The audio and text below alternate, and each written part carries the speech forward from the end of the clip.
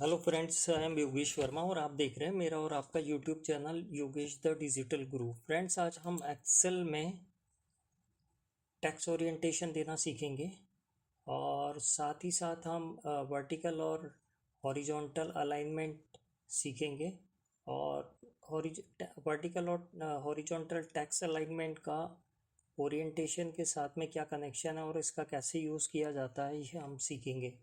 तो जैसा कि आप देख रहे हैं, मैंने एक टेबल ओपन कर रखी है और इस टेबल के हेडर पे हम इसको ओरिएंटेशन को अप्लाई करेंगे। तो जैसे आप देख रहे हैं, इस हेडर को मैंने येलो कलर से मार्क कर रखा है। तो चलिए सबसे पहले इस हेडर को सेलेक्ट करते हैं और ओरिएंटेशन में जाते हैं। ओरिएंटेशन आपको होम टेब पे ही मिलेगा। जैसा कि आप देख रहे हैं, ओरिएंटेशन, इस ओरिएंटेशन को क्लिक करने के बाद में एक ड्रॉप डाउन लिस्ट अपीयर होगी। जो पहला ऑप्शन है, इसके अंदर एंगल काउंटर क्लॉकवाइज का है, इसको हम सेलेक्ट करेंगे तो टैक्स डायगनली अपीयर होंगे लेफ्ट साइड में। उसके बाद जो दूसरा ऑप्शन है, इसके अंदर एंगल क्लॉकवाइज, इसके अंदर टैक्स अपीयर होंगे डायगनली लेकिन फेस अपोजिट साइड में होगा। तीसरा जो ऑप्शन है वर्टिकली, वर्टिकल टैक्स, तो इसके अंदर टैक्स वर्टिकल फॉर्म के अंदर अपीयर होंगे जैसा कि आप देख रहे हैं। अगला जो इसके अंदर ऑप्शन है, वो ऑप्शन है रोटेट टेक्स्ट अप, यानी वर्टिकल फॉर्म में टैक्स अपीयर होंगे लेकिन जो इनका फेस होगा वो लेफ्ट साइड में रोटेट हो जाएगा। और इसी तरह रोटेट टैक्स डाउन एक और ऑप्शन है, इसके अंदर इनका फेस वर्टिकली फॉर्म में राइट साइड के अंदर अपीयर हो जाएगा। और एक लास्ट ऑप्शन है इसके अंदर फॉर्मेट सेल अलाइनमेंट। फ्रेंड्स, कई बार ऐसा होता है कि हमें टेक्स्ट को किसी पर्टिकुलर एंगल के अंदर अपीयर कराना होता है, रोटेट कराना होता है, तो इसके लिए इसके अंदर बहुत अच्छा ऑप्शंस दिया गया है। ये फॉर्मेट सेल्स के सेल डायलॉग बॉक्स के अंदर आप राइट साइड के अंदर देख रहे हैं एंगल क्लॉक है। तो आपको जस्ट इसकी सुई को पकड़ के पर्टिकुलर एंगल के अंदर ड्रैग कराना है जिस एंगल के अंदर आपको टेक्स्ट चाहिए।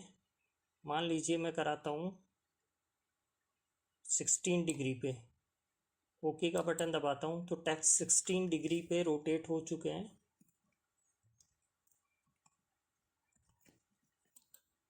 और इसी डायलॉग बॉक्स के अंदर आप अलाइनमेंट के ऑप्शन भी देखेंगे। चलिए वापस फॉर्मेट सेल अलाइनमेंट का डायलॉग बॉक्स खोलते हैं। पहले टेक्स्ट को 0 डिग्री पे सेट कर लेते हैं जैसा कि आप लेफ्ट साइड में देख रहे हैं। पहला ऑप्शन दिया हॉरिजॉन्टल अलाइनमेंट, दूसरा ऑप्शन दिया वर्टिकल अलाइनमेंट। ये अलाइनमेंट वाले ऑप्शन आपको होम टेब के ऊपर भी मिल जाएंगे। जैसा कि आप देख रहे हैं, मेरा जहाँ माउस का कर्सर है वो है वर्टिकल अलाइनमेंट। इसके अंदर 3 ऑप्शंस होते हैं। पहला जो ऑप्शन है वो टॉप का है, बीच वाला मिडिल का है, मिडिल अलाइनमेंट का है, तीसरा वाला बॉटम अलाइनमेंट का है। और हॉरिजॉन्टल अलाइनमेंट के अंदर भी 3 ऑप्शंस दे रखे हैं। पहला जो ऑप्शन है वो लेफ्ट अलाइनमेंट का है, दूसरा जो ऑप्शन है वो सेंटर अलाइनमेंट का है, तीसरा जो ऑप्शन है वो राइट अलाइनमेंट का है। तो चलिए अलाइनमेंट करके देखते हैं और अलाइनमेंट के साथ में ओरिएंटेशन का क्या कनेक्शन है, कैसे यूज़ किया जाता है। तो चलिए, मैंने एक शीट बना रखी है।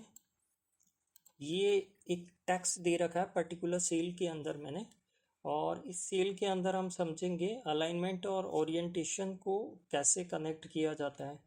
तो अभी जैसा कि आप देख रहे हैं, मैंने अभी इसके अंदर एंगल काउंटर क्लॉकवाइज का ओरिएंटेशन दे रखा है। अभी मैंने जो अलाइनमेंट दे रखा है वो हॉरिजॉन्टली दे रखा है सेंटर का। अब मैं अलाइनमेंट लेता हूँ वर्टिकली टॉप का, तो टेक्स्ट टॉप साइड के अंदर वर्टिकली अलाइन हो जाएगा। अगर मैं वर्टिकली अलाइनमेंट के अंदर सेंटर का देता हूँ तो टेक्स्ट सेंटर में आ जाएगा। वर्टिकल अलाइनमेंट के अंदर अगर मैं बॉटम का अलाइनमेंट देता हूँ तो टेक्स्ट बॉटम के अंदर चला जाएगा। इसी तरह से अगर मैं हॉरिजॉन्टली लेफ्ट अलाइन देता हूँ, टेक्स्ट लेफ्ट में चला जाएगा। सेंटर देता हूँ टेक्स्ट सेंटर के अंदर चला जाएगा, और अगर राइट देता हूँ तो टेक्स्ट राइट साइड में चला जाएगा। मैं यहाँ से ओरिएंटेशन भी चेंज कर सकता हूँ। वर्टिकली टेक्स्ट का देता हूँ मैं, तो टेक्स्ट वर्टिकल ओरिएंटेशन में अपीयर हो जाएगा। अब मैं करके देखता हूँ। सेंटर में देता हूँ वर्टिकली अलाइनमेंट, तो टेक्स्ट सेंटर में हो जाएगा, और टॉप में देता हूँ तो टेक्स्ट टॉप में चला जाएगा। इसी तरह से हम अलाइनमेंट और ओरिएंटेशन को मिक्स करके भी हम यूज़ कर सकते हैं। एक और बात मैं आपको बताना चाह रहा था। पिछली बार मुझे किसी यूज़र ने पूछा कि सर, कभी हमारे पास एक शीट के अंदर बहुत सारी कुछ रोज़ हो, पर्टिकुलर रोज़ हो, और हमें एक साथ डिलीट करना हो तो किस तरह किया जाएगा। तो वो मैं बताना चाहूँगा। मान लीजिए कुछ ब्लैंक शीट्स, ब्लैंक रोज़ हैं, और उन्हें आप पहले मैं कुछ रोज़ वगैरह इंसर्ट करा देता हूँ यहाँ बीच में, ताकि आपको समझने में आसानी रहे। मैं 4 रो इंसर्ट करा रहा हूँ इस टेबल में, और इन चारों रो को मैं हाईलाइट कर देता हूँ ताकि आपको समझने में आसानी रहे। ये तीसरी रो को मैं हाईलाइट कर रहा हूँ, और ये चौथी रो को मैं हाईलाइट कर रहा हूँ। अगर आपको जो भी ब्लैंक रोज़ हैं टेबल में एक साथ डिलीट करना हो, तो उसके लिए आपको क्या करना पड़ेगा। पहले पूरी टेबल को सेलेक्ट करना पड़ेगा, उसके बाद आपको F5 का बटन दबाना पड़ेगा। F5 का बटन दबाएंगे तो एक डायलॉग बॉक्स अपीयर होगा। इस डायलॉग बॉक्स के अंदर आप नीचे की साइड में देख रहे हैं कि स्पेशल का बटन है, आपको वहाँ क्लिक करना पड़ेगा। स्पेशल का बटन क्लिक करने के बाद में go to special dialog box आएगा। इसके अंदर जो ब्लैंक वाला जो ऑप्शंस है, वो रेडियो बटन आपको सेलेक्ट करना पड़ेगा, और ओके का बटन दबा देंगे। उसके बाद आप किसी भी ब्लैंक रो पे राइट क्लिक करेंगे और डिलीट का बटन दबाएंगे, तो एक साथ डिलीट का बटन दबाएंगे तो एक साथ सारी रो डिलीट हो जाएगी। चलिए मैं यहाँ ऑप्शन सेलेक्ट करता हूँ शिफ्ट सेल अप, यानी अगर रोज़ डिलीट हो तो नीचे वाली रोज़ अप साइड में शिफ्ट हो जाए। ओके का बटन दबाता हूँ तो आप देख रहे हैं जितनी भी रोज़ ब्लैंक थी वो सारी डिलीट हो चुकी है। तो फ्रेंड्स, एक और क्वेरी आई थी मेरे पास में कि सर, अगर हमें एक टेबल के अंदर कुछ पर्टिकुलर रोज़ वगैरह कॉपी करनी है दूसरी शीट के अंदर तो कैसे करें। तो बेसिकली क्या होता है कि अगर आप कुछ पर्टिकुलर रोज़ को अगर कॉपी करके दूसरी शीट में ले जाना हो तो आप ऐसे करते हैं, शीट को सेलेक्ट करते हैं, फिर कंट्रोल सी का बटन दबाते हैं, फिर दूसरी शीट में जाते हैं, फिर दूसरी शीट में उसको कंट्रोल वी करके पेस्ट करते हैं। तो आप ऐसा नहीं है, एक साथ ही आप जिन जिन रो को आप कॉपी करके दूसरी शीट में ले जाना चाहते हैं वो एक साथ कर सकते हैं। इसके लिए बहुत अच्छी ट्रिक है। आपको आपका क्लिपबोर्ड, आप जैसे कि यहाँ देख रहे हैं क्लिपबोर्ड, आपको क्लिपबोर्ड को ओपन करना है, और जिन जिन रो को आपको सेलेक्ट करना है उनको आप, जिन जिन को आपको कॉपी करके दूसरी शीट के अंदर पेस्ट करना है, उन शीट को आप यहाँ से कॉपी कर लीजिए। मैं यहाँ कॉपी कर रहा हूँ।